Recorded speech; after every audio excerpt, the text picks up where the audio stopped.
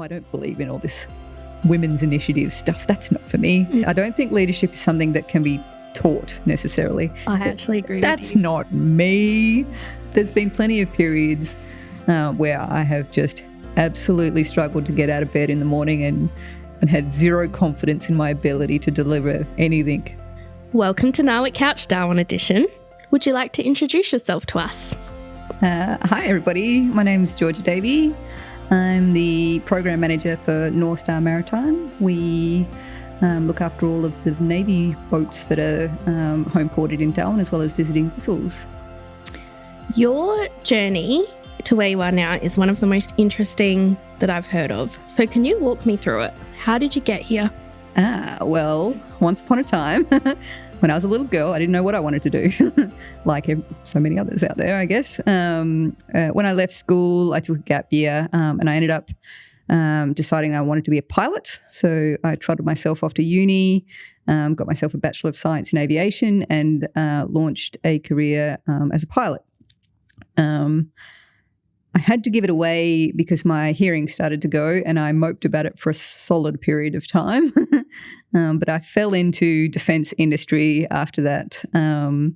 And I have had amazing opportunities since then, doing all kinds of weird and wonderful things. I've done logistics, I've done warehousing, I've done explosive ordnance, I've done aviation consultancies for defence, I have done estate works, I have done now maritime as well. But yeah, I have done a lot of very different things over the years, and I've been quite fortunate to do most of them with defence.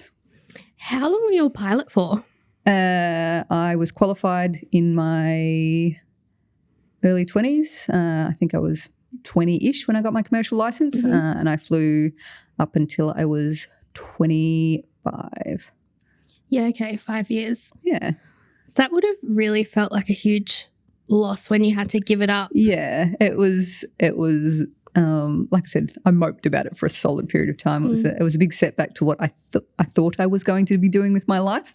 But reflecting on it, it was I don't think I would have enjoyed it long term in any case. So it was one of those things that really hurts at the time. But when you reflect back on it, you're like, actually, that was really good for my overall, life journey. Yeah. So you went into sort of consulting and defence after that. How did you find the shift from being a pilot to going into a corporate services role? I guess I was quite fortunate because the organisation that I initially was picked up with had a lot of aviation work in any case. So they sort of put me on not in aviation, in logistics and warehousing, with the intent that to transmit me into something that was more relevant to my skill set. But unfortunately, they lost that particular contract, and I ended up staying to the next service provider. But what it taught me was that some of the skills that you learn in any given industry or situation are actually applicable in other situations and industries. So the ability to multitask and, prioritise and all that kind of good gear that you have to be able to do as a pilot is actually universally applicable. So that really helped me sort of gain confidence in terms of being able to apply experience to different contexts. That's something I want to talk to you more about, because I'm from a consultancy background as well. So I'm very familiar in the space of having skills and being able to pick them up and apply them to different industries or different projects. I'm interested to know, do you feel like that's well acknowledged and well understood in the industry, the power that can bring? Sometimes it is and sometimes it isn't. I find the more bespoke or specialist the area, the more reluctant people are to acknowledge how applicable different skills are. For instance, I have had 2 instances in my career where I have gone into quite specialist areas, so one of them being explosive ordnance and the other one being maritime, where I am now. And in both of those cases, I came in with very little knowledge base on, explosives or ships. But what I did have and what was well acknowledged was I had leadership skills and I had team building skills, and I had the ability to run programs and projects. So although the people who employed me were quite confident in my ability to get that technical knowledge without too much trouble and subsequently make those leaps and bounds, some of the people, let's say on the client side, the first question they ask is, well, what experience do you have? And they're expecting you to say, well, I've been doing this for 10 years. Maritime. Yep. So, yeah, you always get those pockets of people who think that you can't do it because you haven't done it since you're a wee boy or girl. But I find that for the most part, those people generally come around once you demonstrate and get some runs on the board. Yes. Those people who believed in you, had they worked with you before? Where did that belief come from? So in some cases, it came from prior recommendations or exposure with me, either in parallel contracts or subcontractor supplier relationships or whatever. And in other cases, it was just my ability to talk during an interview. Sometimes it's more about backing yourself and being able to explain how you would manage a situation or how your gaps in your knowledge might be bridged, how you would tackle a technical problem versus a people problem, for instance. So there was a little bit of column A and column B, I guess. Where do you feel like your leadership skills developed the most? Was that as a pilot? Was that in consulting? Gee, that's a tough one. I think leadership, and controversially putting this out there, I don't think leadership is something that can be taught necessarily. I actually agree with you. There is definitely lots of theory, and you can read lots of material about leadership styles and bits and pieces. But I find that everybody has their own unique leadership approach that works for them or not, as the case might be. But it is definitely something that you get better at by doing and by making mistakes and by recognising that you've made mistakes and learning how to grow from them and do it better next time.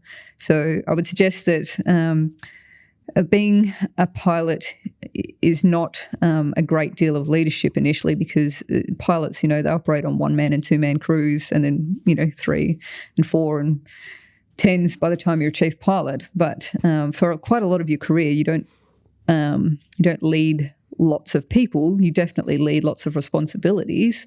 So that's one aspect of it.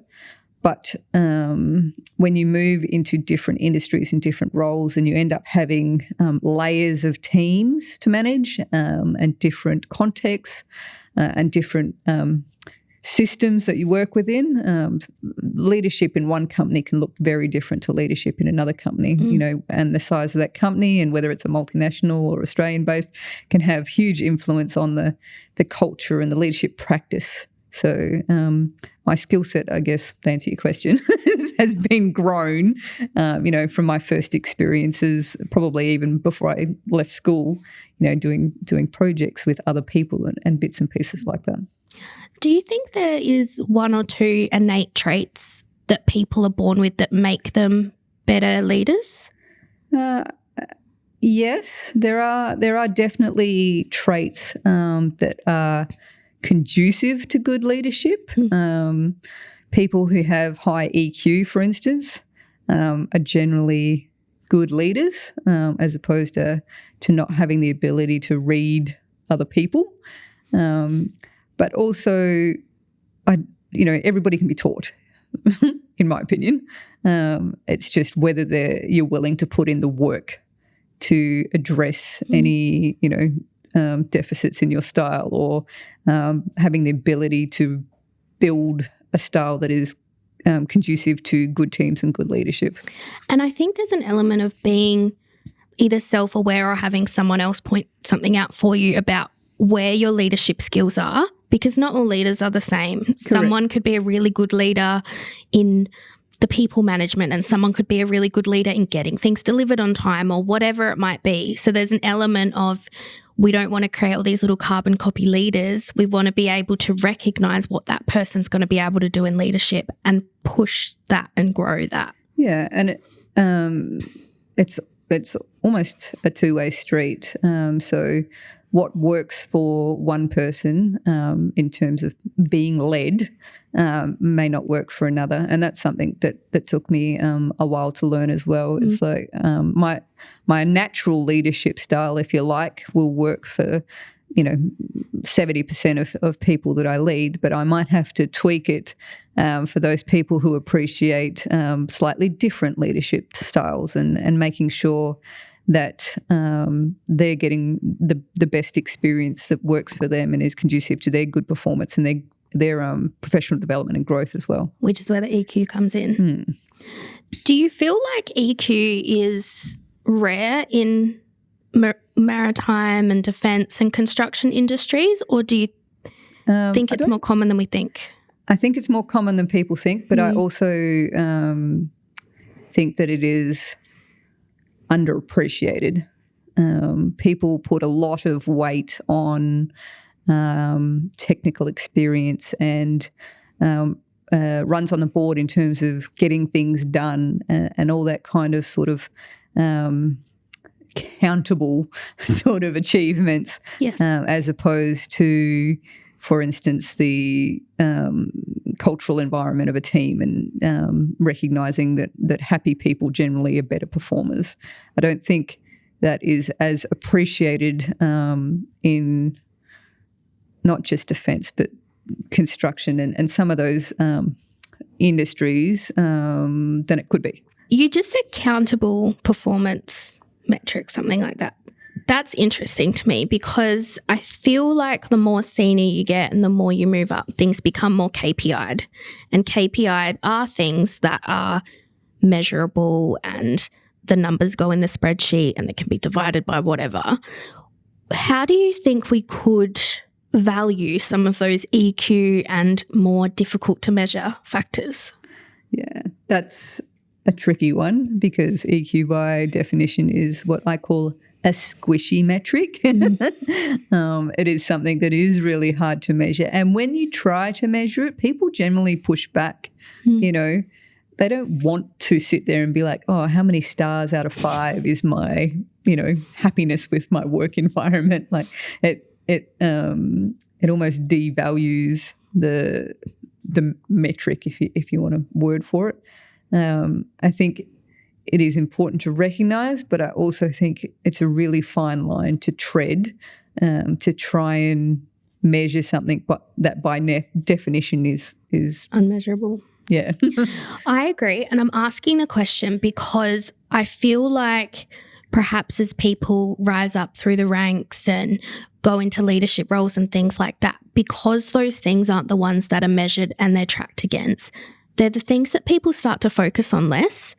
And because of that, we're perhaps losing some of the skills that people have in those areas because they're trying to hit another KPI metric or get the numbers right or whatever it might be.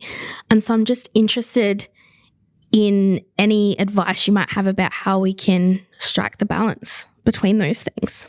The balance between measurable achievement and emotional well-being or culturally positive environments is something that people need to work on, not just for themselves, but if they're in a leadership role for the teams as well. And perhaps controversially, it is an employee's market, right? If you're in a workplace and you're unhappy and the culture is a bit rubbish and you don't think you're valued, vote with your feet. I think it is really important that people actually self-reflect on their own professional happiness. And that is something that took me a lot of years to recognise as well. I thought that a job was a job, it was to pay the bills and, professional growth was all well and good. It would just come with time. But that recognition of being happy in your workplace and how that impacts the rest of your life is so important. I've worked in places where the culture has been abysmal and I stuck it out far longer than I should have.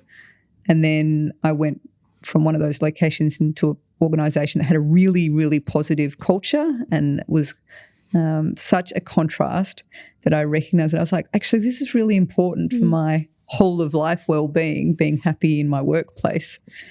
And despite having numerous offers of more money to leave that job and go and do different things, I stayed because I recognised that it's not all about the money.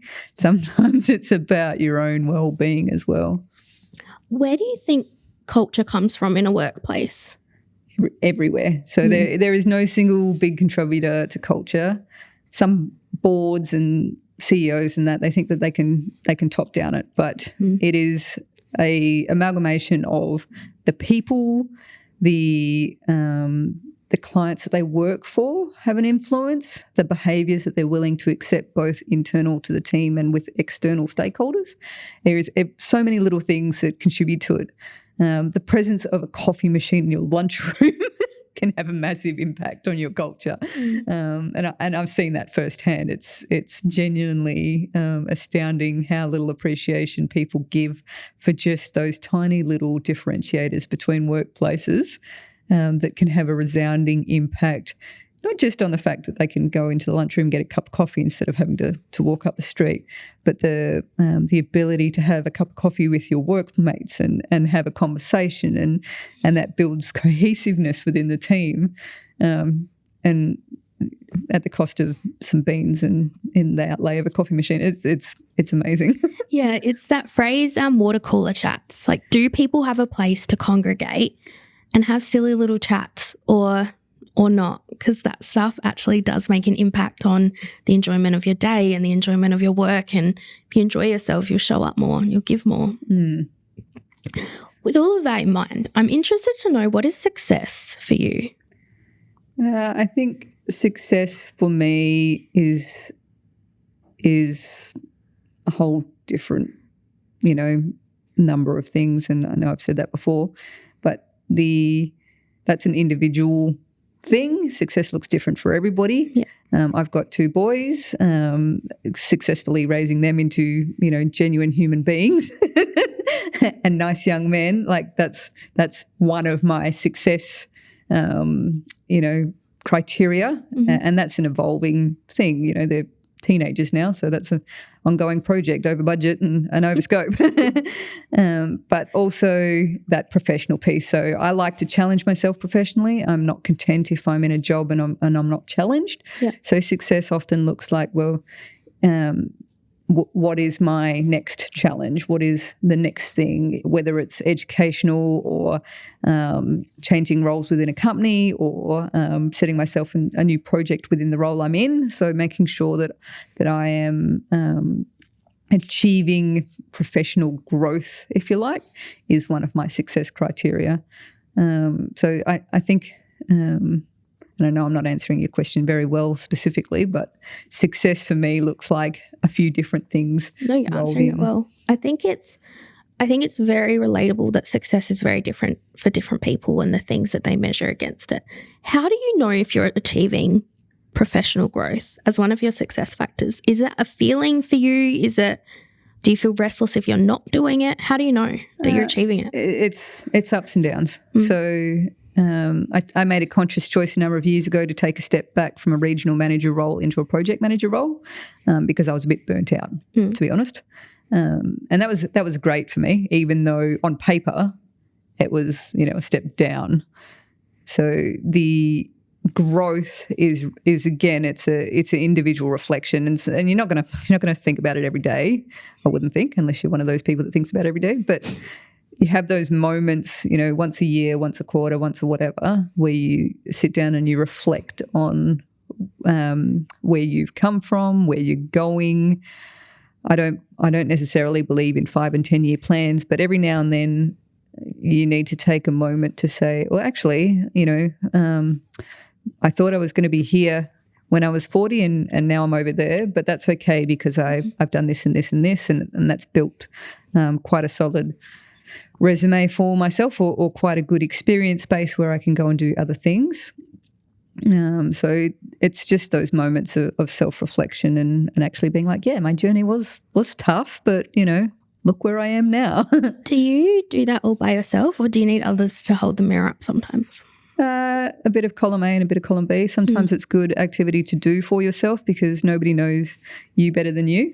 But also over the years I've had mentors and sponsors and even just friends who I've soundboarded off and said, what do you think about this? And sometimes I agree with with what they're saying, and sometimes I'm like, no, that's not for me, because it does come down to your individual, feelings and where you want to go. But I think the ability to ask advice from the people around you is valuable as well. It's important to actually have those, whether they're a mentor or a sponsor or a line manager or a friend or a partner, whatever it is, to actually soundboard your feelings so that they can hold the mirror up or rabbit back what you're saying aloud so that you can understand, yeah. No, that is what I want, or actually now that I'm hearing it back, it's not for me. So as a program manager with 60 people in your team, 8 direct reports, if people are coming and sharing their feelings with you and having those self-reflection moments with you, how do you navigate that, and what do you think in the moment? It's different for different people. I find some people, and again it comes back to that EQ, right? Some people are just talking for you to listen. They don't want your advice. They don't want your questions. They're just talking to hear themselves express their ideas. Other people, they want your advice, they want your guidance, or they want your sponsorship, whatever the case might be.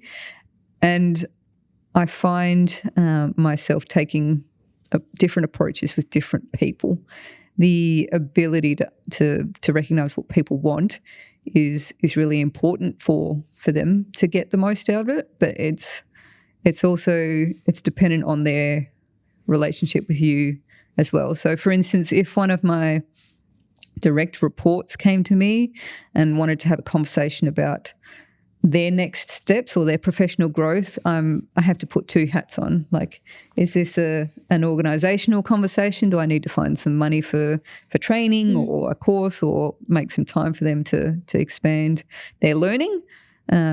Or is it a conversation for them to grow, for them to potentially seek a challenge elsewhere or what have you? Yeah. Versus somebody coming to me from, say, the lowest tier of the organisation and they're seeking an opportunity to grow within the team. Well, then that's, again, 2 hats. One is the boss being like, oh, is this achievable or not? Yeah. And also as, not to toot my own horn, but somebody who's more senior in experience or within the industry saying, actually, I think, you should have a look here, or you should make a connection there. Yes. Or, you can maybe think about this to take the next leap. It's almost like that pivot from mentor to sponsorship is almost what you're describing, because your business hat is the mentorship of it all, and can we do the training, and can we do it, and the sponsorship is actually, I'm hearing what you're saying, I think you should go and talk to this person or this business or whatever it might be, and I will support you in that because I can see that that's what you want to do. Yep. And I'm a big believer in professional growth for people. The ability for somebody to undertake training whilst they're also doing their day-to-day role can be invaluable for their experience and their skill set, which adds value to the business.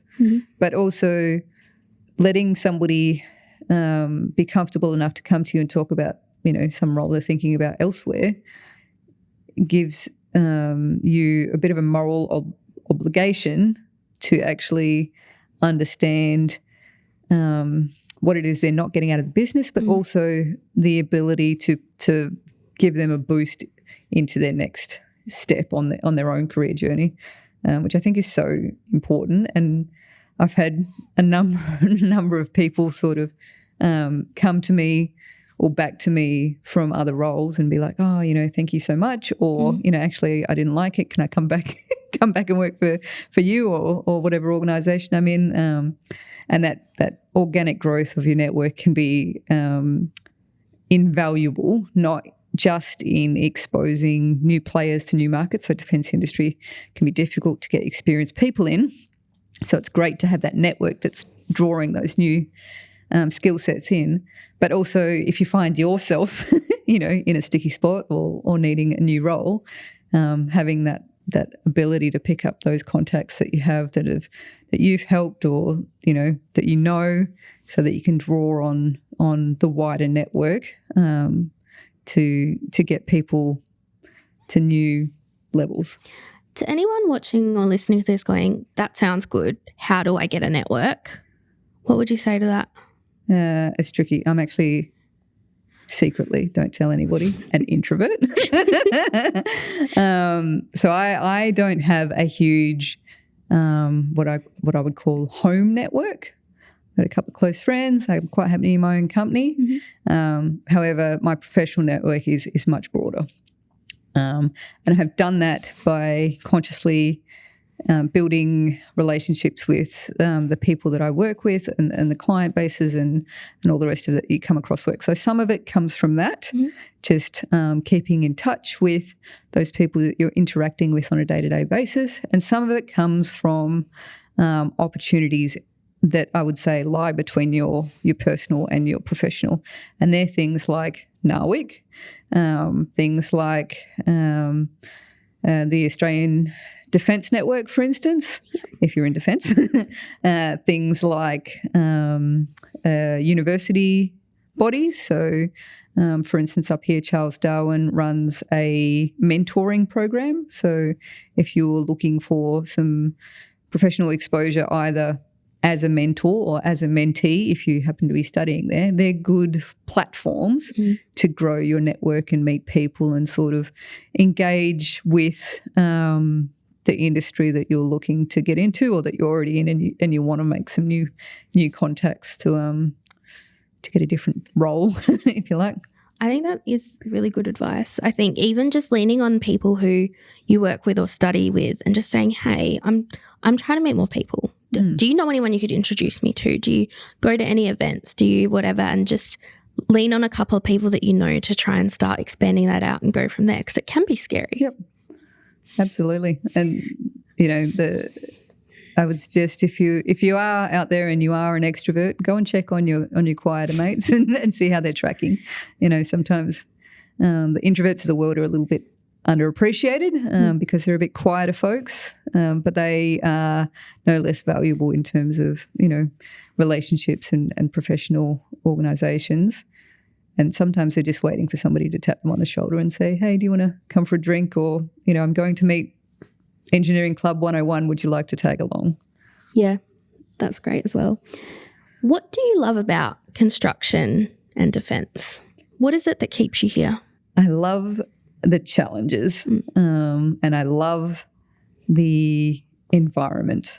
So there is always a challenge in defence. Defence are a very unique client. They have lots of paperwork and governance and rules for their own ways of working because they are funded by the taxpayer. So everything needs to be accountable. But they also they look after the defence of Australia. So they're operationally focused, and every challenge has some new bent that's either like a paperwork hurdle or some new system you have to navigate, or it's a holy crap, we have to get this to this this bit of kit from here to here in this amount of time to make sure that a boat is operational available. So there's it puts it into stark relief when you're actually providing Australia with sovereign capability, Yes. And that can be really rewarding, actually, being able to achieve something so that your uniform customers can get on with their business. So that's defence. Construction has very different operating environment, but the same kind of thing. So construction always has some new challenge. You dig a hole and you find asbestos, or you open a ceiling cavity and there's some heritage piece of kit in there. Like it's all day-to-day new challenges and new problems to solve. And I really like problem solving. That's one of my, rewarders. So I've really enjoyed my years that I've been able to do construction in defence, because it's just a unique blend of problem solving. Yes. Did you know that you've always loved problem solving, or is that something that you have learnt? No, who knows what they love when they're a kid, honestly. Yeah. Like I said, I didn't know what I wanted to do when I was in school. Nobody ever knows that they want to be a project manager. That's not a career that people sell to you. Yeah, because also what does that mean? Correct.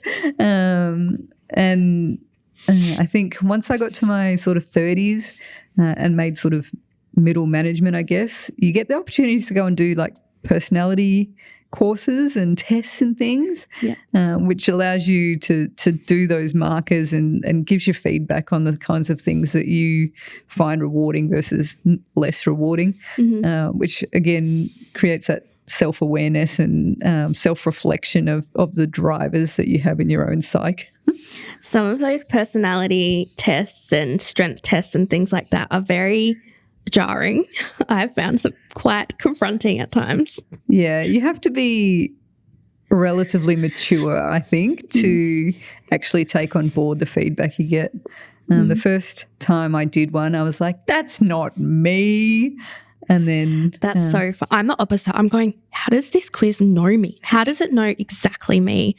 What is happening? Yeah. I am not unique. Yeah, you get used to it and you're like, oh, actually, maybe it is. Yeah, and then when it's got a whole page of like, and these are your deficits, and you're like, I know. Thank you for pointing out the obvious.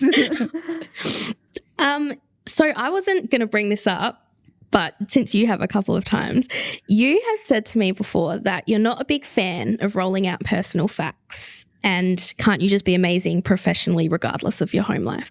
And to that I would say, yes, of course you can. But why is that important to you? It's important to me because everybody's got their own shit going on, you know? So for disclosure, I am a single mum, 2 boys, have been for a long time, and I've also held down quite senior roles over the years. And people always say to me, oh, my God, you're amazing. How do you do it? I'm like, one day at a time, same as everybody else. But that's my unique journey and challenge, and I shouldn't need to put myself above somebody else because I'm a single mum with a senior role. There's plenty of people in senior roles who have other things going on. Like, it shouldn't be a measuring contest, and I think in some scenarios it becomes that.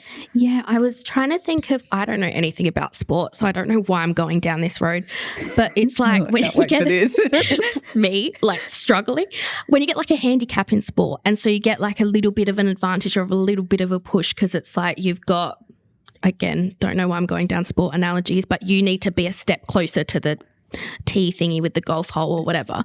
Nailed it. Thank you. And so it's sort of like, if you start rolling out those personal facts, in some instances, people start pushing you forward for reasons that you perhaps don't necessarily need or want. Yeah. And this is a bit of a conflicting one for me. When I was younger and less educated, less knowledgeable, less wise, who knows? I used to be like, oh, I don't believe in all this women's initiative stuff. That's not for me. No, the world's equal. Let's just get on with it. Fast forward 2 decades and I'm literally still rolling into meetings where I'm the only woman. Yes. And I'm like, hang on a minute. Maybe this is a thing we need to get on with. And I think some of that handicap measuring annoys me, but also it's good, relatable stories for others who have those same struggles. There are plenty of people who, are single dads, for instance, or have care responsibilities at home that are challenging their work-life balance. So sometimes sharing those personal facts allow people to relate to your journey and say, actually, I see you, I can do it too, or I can reach out and trade advice or get support or whatever. But I don't like to get up on a pedestal, if you like. I don't think that it is a cultural norm that we should embrace on, trying to measure how well people have done because they had, a handicap's the wrong word, but they had some kind of different challenges. Some kind of different challenge to somebody who's got everything going on, which I find is a rarity, to be honest. Yeah, and even those people who perhaps present that front of they have everything easy and everything perfect are sometimes the ones who mask the biggest challenges. And I think that's really important to remember as well, because we might look at someone and think, oh, they're doing it all and they've got it all together and they're doing that and they're climbing the ladder that I wanted. But if you went and chatted to them and actually really got to know them, you'd probably find that behind the scenes is quite different. Yes, you're absolutely bang on the money there. And even for myself, there's been plenty of periods where I have just absolutely struggled to get out of bed in the morning and had zero confidence in my ability to deliver anything. Like cooking breakfast for the kids was a huge achievement for the day. But for those people who are struggling, it's one day at a time. Sometimes it's 1 hour or 1 minute at a time, because those low points are something that you have to struggle through to create that resilience and that ability to recognize that, I came through it and I can do it again, and I have the ability to be better for it almost, because those scenarios help you build success further down the track. And it might not feel like it at the time. It might feel crushing at the time, but when you're a year or 2 or 10 down the track and you're looking back, you're like, I came through it, and I've look how much I've achieved since. That's reminded me of a conversation I had with one of my mentors once, and this is a lesson I've learned the hard way about what it means when people say like not enough experience or lacking experience, because I just used to think it was a fancy way of people saying to me, you're too young. And as I've gotten more experience, it's one of those things where I've realized that you just have to be exposed to more situations and more things and more people, and you start to understand what that actually means. Like if I went back and told 22-year-old Rachel, you just need to get more experience, I'd be like, no, I can learn it. Shut up. Whereas now I'm a bit like, but you have to live through it to really get it. I'm really sorry. Yeah. Yes. And I think managers and leaders and people who are further down their track need to create opportunities as well. So I'm a huge advocate for instance,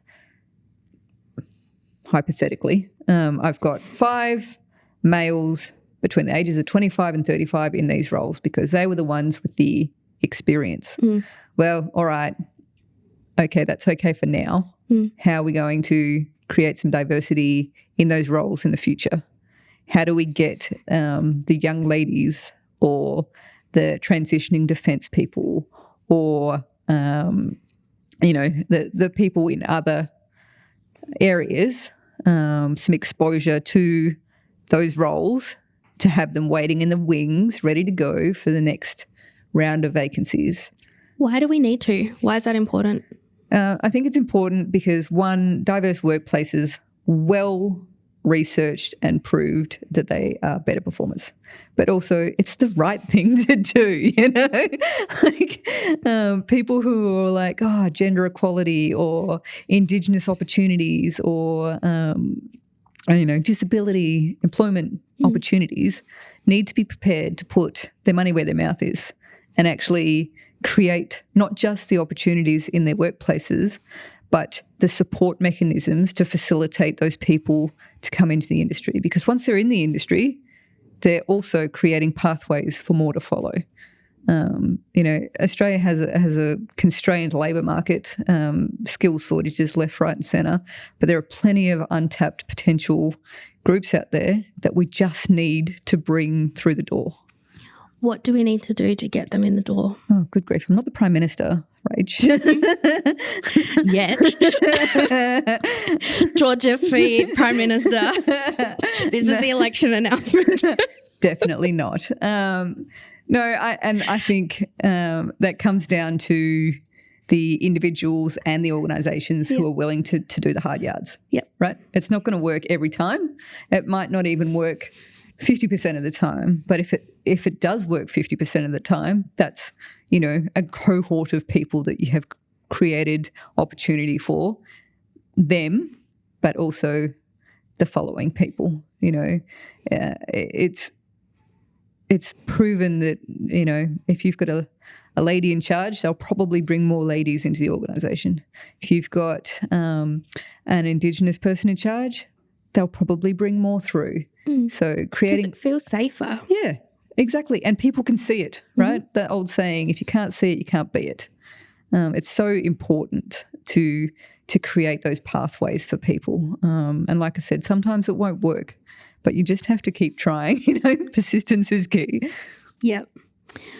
What do you think are some of the biggest issues that women face entering our sort of workforce, and what do we need to be doing to try and dismantle that?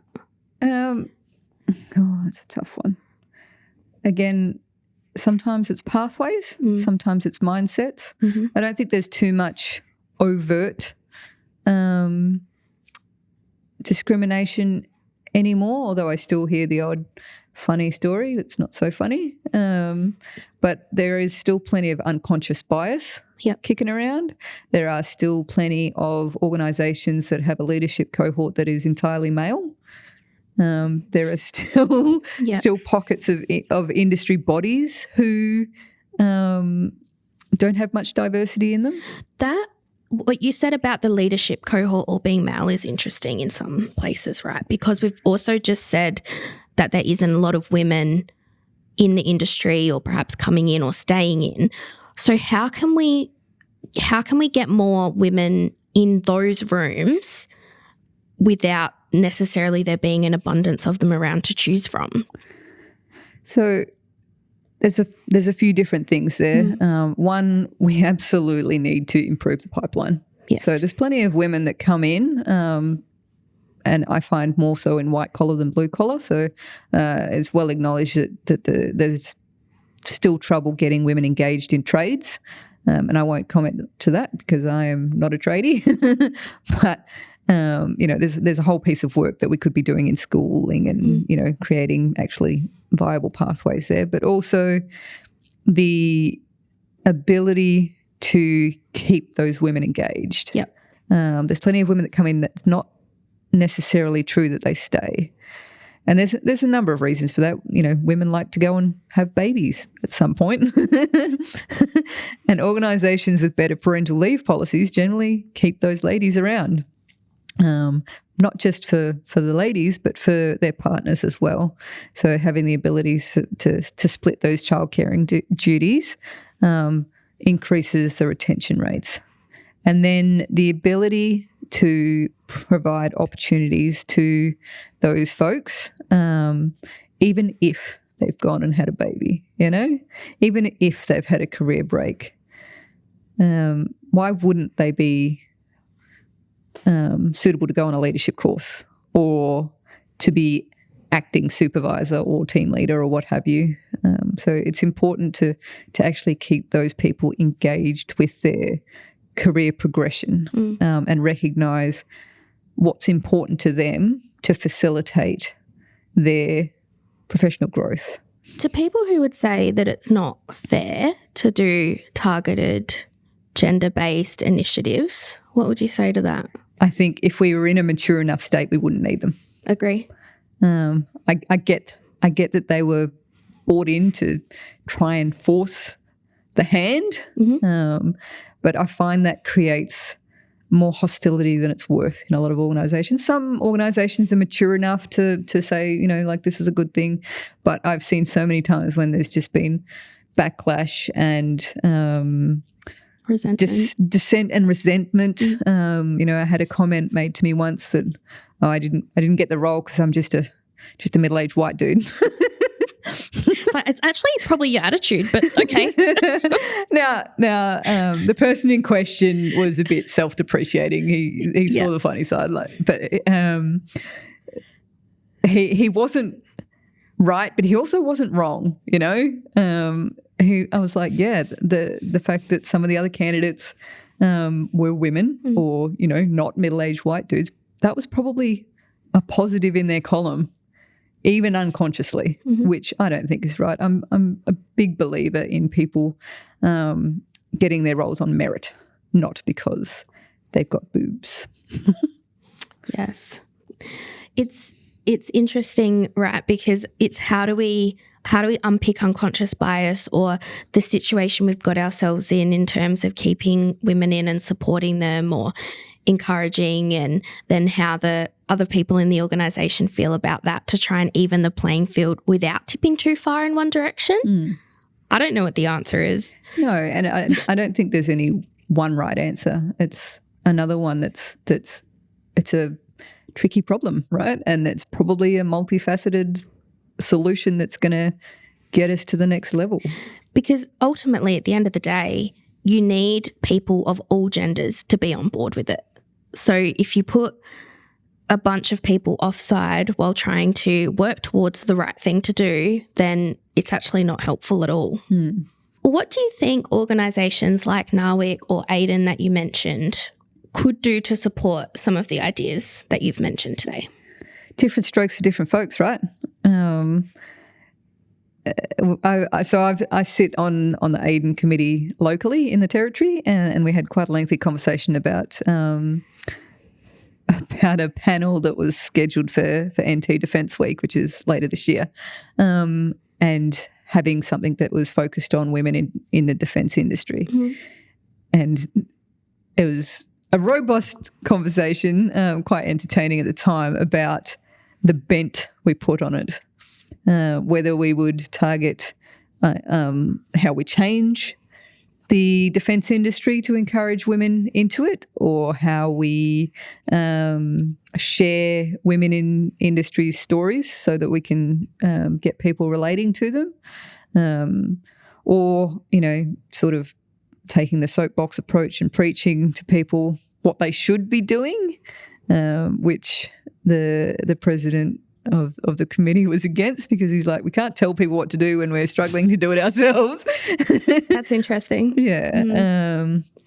So yeah, there is definitely space for those organisations to help with advocacy and educating organisations about what they could be doing for, again, sort of creating those opportunities to connect and network, particularly NAWIC, connecting women who want an opportunity to opportunities that might be out there. Yeah.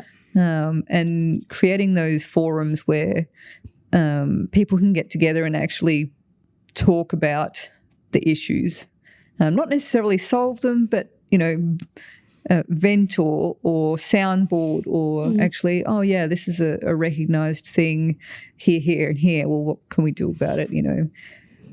It's very important not to feel alone. Yeah. So I think that's one of, perhaps, like, anecdotally, I don't know if there's any studies about this, I'm just making it up, but I feel like that's one of the biggest reasons why people leave the industry or leave their jobs or leave their communities, is because they don't feel included and they feel like they're the only one going through something, or the only one that this has ever happened to. Whereas that community and starting to build and speaking to others, unfortunately, a lot of people have had maybe a negative experience, or just need someone else to talk to something about so they can clear it out of their own head and move forward. Yes. And the more we talk, the more people you'll find being like, yeah, it happened to me too, or what have you. And And some people can go, oh, and I actually, like, someone gave me this really great advice. Here, let me pass it on to you. So it's not even just about, like, whinging about the stories or what's happened or whatever. It's, you might just need that piece of practical advice from someone who can go, oh, yes, I understand that, but I did this and that really helped me. And spreading that as well. It's the connection and the load sharing, if you will. Sometimes you just need to vent your issue, and that's enough to sort of get it from weighing on your mind. Why did you agree to come on NAWIC Couch today? Because you asked me. Is that all it takes? Sometimes, yeah. I had this conversation with Rachael earlier today, actually. I'm a bit of a sucker for saying yes. But I got a great piece of advice a few years ago now from one of my sponsors, actually. And she said, if it's not a hell yes, it should be a no. And I find that women in particular can often be suckers for just saying, yeah, all right, I'll do it. Instead of actually, is this good for me? Do I have capacity to do it? Is it something that excites me? And I was not excited about being on a podcast, by the way. Like, this was actually a hell no, but I did it anyway.